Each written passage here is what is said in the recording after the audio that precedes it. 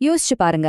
நீங்க தினமும் காலையில வாக்கிங் போற, இல்ல சாயங்காலம் ஃப்ரெண்ட்ஸோட ஜாலியா பேசிட்டு இருக்கிற உங்க ஏரியா பார்க்குக்கு திடீர்னு ஒரு நாள் வாசல்ல நுழைவு கட்டணம்னு ஒரு போர்டு வச்சா எப்படி இருக்கும்?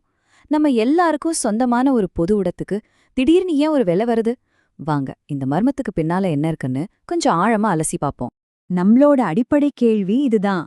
நம்ம வரி பணத்துல கட்டின ஒரு பூங்காக்குள்ள போக எதுக்கு நாமளே மறுபடியும் காசு கொடுக்கணும்? வாங்க, நம்ம எல்லாரும் சேர்ந்து ஒரு துப்பறிவாளன் மாதிரி இந்த மர்மம் முடிச்சு அவிழ்க்கலாம். இது வெறும் ஒரு பூங்காவை பத்தின கதை கிடையாது. நம்ம நகரங்கள் எப்படி இயங்குது, நம்ம பொது இடங்களோட எதிர்காலம் என்னவாக போகுதுன்னு காட்டுற ஒரு பெரிய கண்ணாடி இது. சரி, வாங்க கதைக்குள்ள போகலாம்.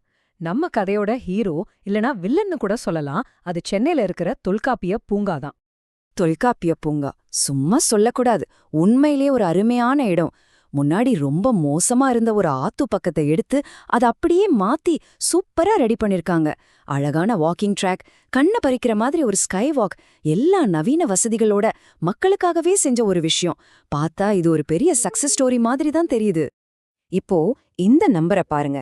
சும்மா இல்ல, 42 கோடியே 45 லட்சம் ரூபா. நினைச்சு பாருங்க, எவ்ளோ பெரிய தொகை. இது நம்மளோட வரிப்பணம். இந்த பூங்காவை ஒரு உலகத்தரம் வாய்ந்த இடமா மாத்துறதுக்கு எவ்வளவு பெரிய முதலீடு செய்யப்பட்டிருக்குன்னு இதுல இருந்தே புரிஞ்சுக்கலாம். சரி, பூங்கா நல்லா இருக்கு, செலவும் பண்ணிருக்காங்க. அப்ப எங்கதான் பிரச்சனை? இப்போதான் நம்ம கதைக்குள்ள ஒரு முக்கியமான கேரக்டர் என்டர் ஆகுது.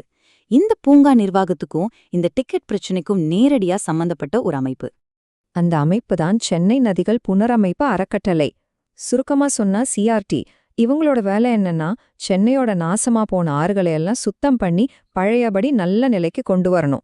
கேட்கறதுக்கு ரொம்ப நல்ல நோக்கமா ஒரு பப்ளிக் சர்வீஸ் பண்ற அமைப்பு மாதிரி தான் இருக்கு. ஆரம்பத்துல சிஆர்டியோட ரோல் ஒரு மேனேஜர் மாதிரி இருந்துச்சு. அதாவது அரசாங்கத்துல இருக்கிற பல டிபார்ட்மெண்ட்டுகள் ஒன்னா சேர்த்து நீங்க இத பண்ணுங்க, நீங்க அதை பண்ணுங்கன்னு சொல்லி இந்த 6 கிளீனிங் ப்ராஜெக்ட் கோஆர்டினேட் பண்றது தான் உங்க வேலை. பிளான் பண்றது, சூப்பர்வைஸ் பண்றது, அவ்வளவுதான். ஆனா போக போக விஷயமே மாறிடுச்சு. இங்கதான் நம்ம கதையில ஒரு பெரிய ட்விஸ்ட். மேனேஜரா இருந்த சிஆர்என்டி இப்போ ஒரு கான்ட்ராக்டிங் ஏஜென்சியா மாறிடுச்சு. அதாவது முன்னாடி வேலைய மேற்பார்வை பார்த்தவங்க இப்போ வேலைய பிரைவேட் கம்பெனிகளுக்கு டெண்டர் விடுற ஒரு அமைப்பா உருமாறிட்டாங்க. வேலைய செய்யறதில்ல, வேலைய வாங்கி கொடுக்கறது. புரியுதா வித்தியாசம்? இந்த மாற்றம் எவ்ளோ பெருசுன்னு புரியணுமா? இந்த நம்பரை பாருங்க. கிட்டத்தட்ட 18 கோடி ரூபாய். இது தொல்காப்பிய பூங்கா வேலைக்காக சிஆர்ஆர்டி ஒரே ஒரு பிரைவேட் கம்பெனிக்கு கொடுத்த கான்ட்ராக்ட் மதிப்பு. இதிலிருந்தே அவங்களோட இந்த புது ரோல் எவ்ளோ பவர்ஃபுல்லானதுன்னு தெரிஞ்சுக்கலாம். சரி, ஒரு பூங்கா, அதுக்கு ஒரு டிக்கெட், அதை நிர்வகிக்க ஒரு அமைப்பு, இதுக்குள்ள இவ்ளோ விஷயம் இருக்கா? இன்னும் இருக்கு. இப்ப நாம பூங்காவை விட்டுட்டு இதுக்கெல்லாம் காரணமான பணத்தோட வழிய தேடி போக போறோம்.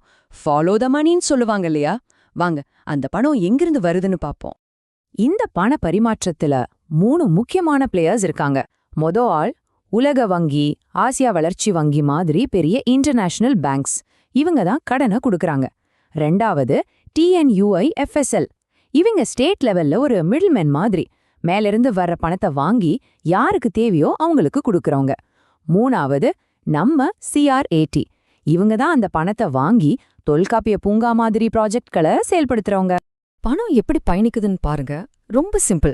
முதல்ல வேர்ல்ட் பேங்க் மாதிரி பெரிய வங்கிகள் நம்ம அரசாங்கத்துக்கு கடன் கொடுக்குது. அரசாங்கம் அந்த பணத்தை டிஎன்யூஐஎஃப்எஸ்எல்க்கு கொடுக்குது. டிஎன்யூஐஎஃப்எஸ்எல் அது சிஆர்டி மாதிரி அமைப்புகளுக்கு கொடுக்குது. இப்படி மேலிருந்து கீழா பணம் வந்து சேருது. சும்மா ஏதோ சின்ன தொகைன்னு நினைக்காதீங்க. இந்த மாதிரி ப்ராஜெக்டுகளுக்கு பின்னால இருக்கிற கடன் தொகை எவ்வளோன்னு பாருங்க. $100,000 மில்லியன். இது வெறும் பூங்கா கட்டுறதோட முடியிற விஷயம் இல்ல. இந்த மலை மாதிரி வாங்கின கடனை திருப்பி கட்டணுமே, அந்த பொறுப்பு ரொம்ப பெருசு. இப்போதான் நம்ம கதையோட முக்கியமான திருப்பு முனைக்கே வரும்.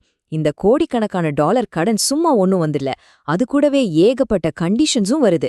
அதுவும் சாதாரண கண்டிஷன்ஸ் இல்ல, சட்டப்படி நம்ம செஞ்சே ஆக வேண்டிய நிபந்தனைகள்.